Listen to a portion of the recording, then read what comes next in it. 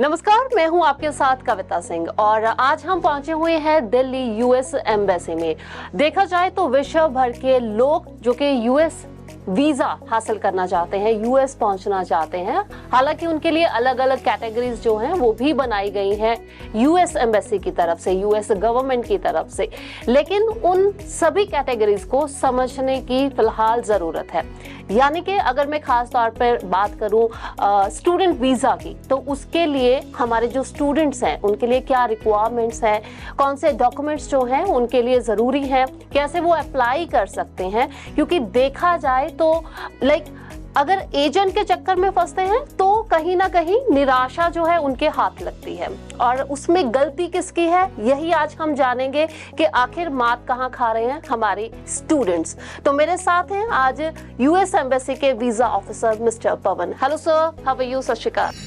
नमस्कार, सत श्री अकाल जी। So Pawan, US student visa किसे मिलता है, कौन अप्लाई कर सकता है? और एक तरफ विजिटर वीजा भी है और B1 वीजा भी है, राइट? तो इसमें फर्क क्या है? अमेरिका जाने में लोगों के अलग अलग कारण हैं, जी। तो इसलिए हम अलग अलग तरह का वीजा देंगे। आपको अमेरिका में नौकरी मिली तो आपको H1B वीजा या L वीजा लेना चाहिए। अगर आप बस घूमने के लिए या रिश्तेदारों से मिलने के लिए या बिजनेस मीटिंग्स के लिए जाना चाहते हैं तो आपको B1 B2 यानी विजिटर वीजा लेना है। जी। लेकिन अगर आप पढ़ने जाना चाहते हैं तो आपको स्टूडेंट वीजा यानी F1 वीजा चाहिए। तो यानी कि आई एम श्योर कि हमारे स्टूडेंट्स को आज पता लगा कि F1 वीजा कैटेगरी जो स्टडी वीजा के तौर पर यूएस से अप्लाई करना चाहते हैं, लेकिन इसे अप्लाई कैसे करेंगे? इसकी प्रक्रिया क्या है? हाँ, तो सबसे पहले आपको अमेरिकन यूनिवर्सिटी से एडमिशन लेना है, ये तो बिल्कुल जरूरी है। उसके बाद आपका इंस्टीट्यूशन आपको I-20 फॉर्म भिजवाएगा और I-20 फॉर्म के साथ आपको सर्विस पेमेंट मतलब स्टूडेंट वीजा सिस्टम का पेमेंट वो देना है। जी। ये दोनों के साथ आप अपॉइंटमेंट ले सकते हैं और अपॉइंटमेंट पे इंटरव्यू देते हैं जी, और इंटरव्यू के बाद आपको वीजा मिलेगा।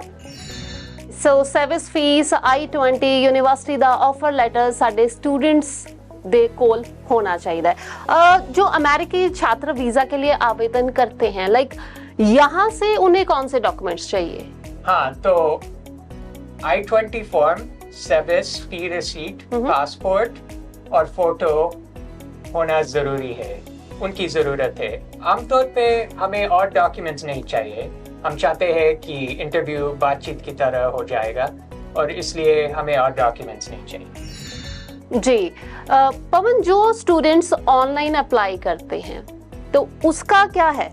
एप्लीकेशन के बाद आपको इंटरव्यू देना है। ओके। और अगर आपका वीजा मंजूर है तो लगभग 1 हफ्ते बाद पासपोर्ट वीजा के साथ वापस मिलेगा आपको। तो इंटरव्यू, आप कह रहे हो कि इंटरव्यू स्टूडेंट्स को देना होगा और उसके बाद उनका रिजल्ट आ जाता है। हाँ। इंटरव्यू की प्रिपरेशन के लिए आप कुछ सजेस्ट करेंगे? हाँ, तो मैं सुझाव देता हूँ कि सबसे पहले चिंता मत करें। हम चाहते हैं कि इंटरव्यू बातचीत की तरह हो जाएगा, तो इसलिए ऑफिसर के सवालों को ठीक से सुनिए, सच्चाई से जवाब देंगे, अपने शब्दों में जवाब देंगे। जी। तो हम चाहते हैं कि आप अपनी पढ़ाई और अपने फीस के बारे में बताना चाहते हैं। लेकिन पवन, जैसे ढेरों यूनिवर्सिटी कॉलेजेस हैं हमारे पास यूएस में पढ़ने के लिए, कौन सा हमारे लिए बेस्ट ऑप्शन है ये कैसे पता चलेगा?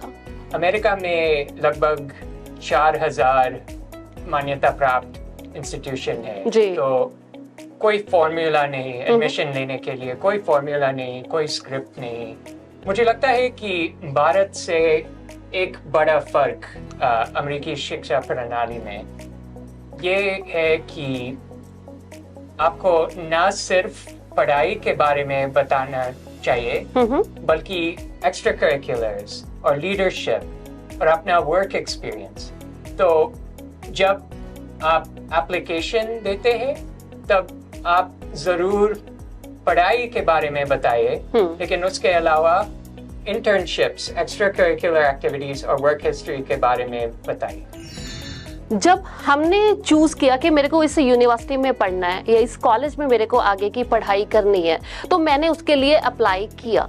लेकिन अब जो यूनिवर्सिटी है या कॉलेज है, वो क्या देख रहा है एक स्टूडेंट में कि उसको एक्सेप्ट कर रहा है? तो अमेरिका में 4000 यूनिवर्सिटी है, तो कोई फॉर्मूला नहीं, कोई स्क्रिप्ट नहीं।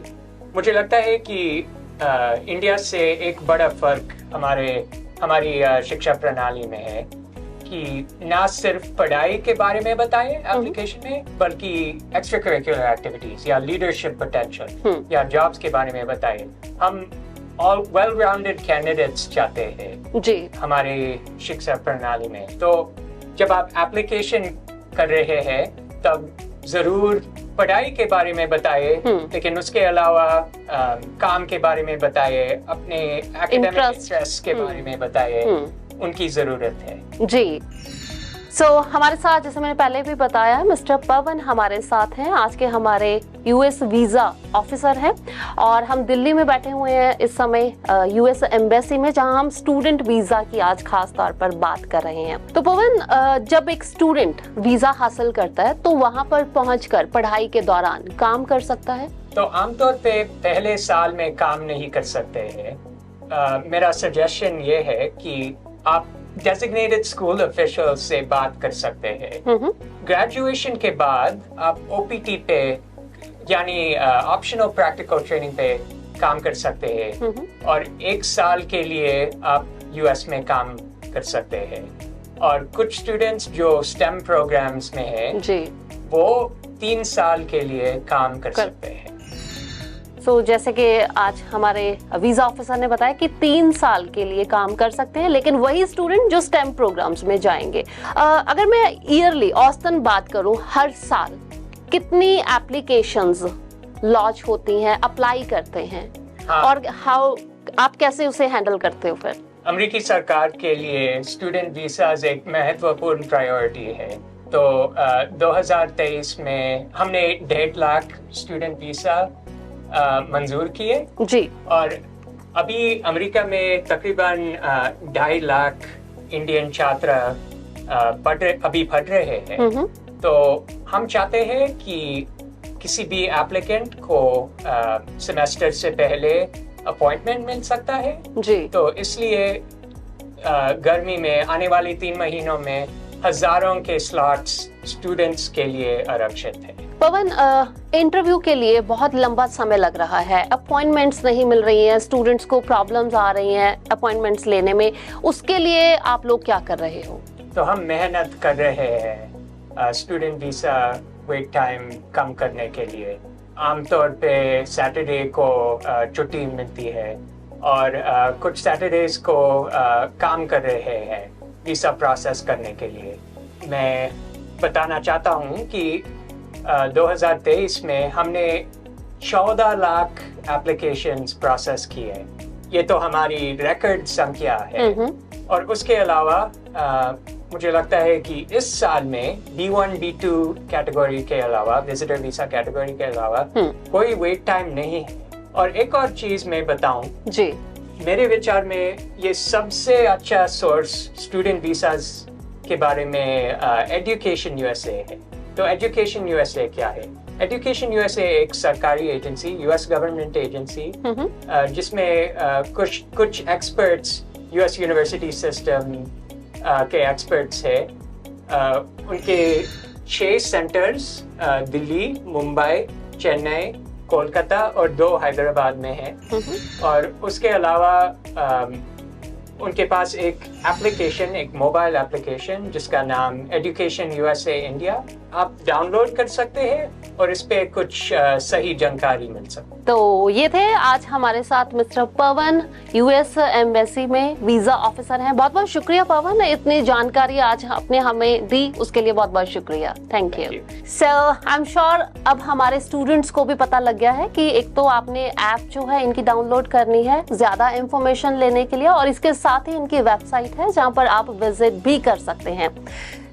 इंटरव्यू से घबराने की जरूरत नहीं है, सच बताइए, कौन से कॉलेज यूनिवर्सिटी में आप एडमिशन ले रहे हैं, कौन से आपने यहाँ पर आपने पढ़ाई की हुई है, अपने बारे में बताइए। एंड आई एम श्योर कि जिस तरह से इन्होंने बताया कि 14 लाख टोटल जो है एप्लीकेशन जो है वो इनको वीजा मिला, जिसमें से 1,40,000 तो सिर्फ स्टूडेंट्स की गिनती रही है 2023 में, और ये हर साल बढ़ता ही रहेगा। इसका सक्सेस रेट वो डिपेंड करेगा हमारे स्टूडेंट्स के ऊपर। तो सही इंफॉर्मेशन होना बहुत ही जरूरी है। इनकी वेबसाइट पर जरूर विजिट कीजिए। धन्यवाद।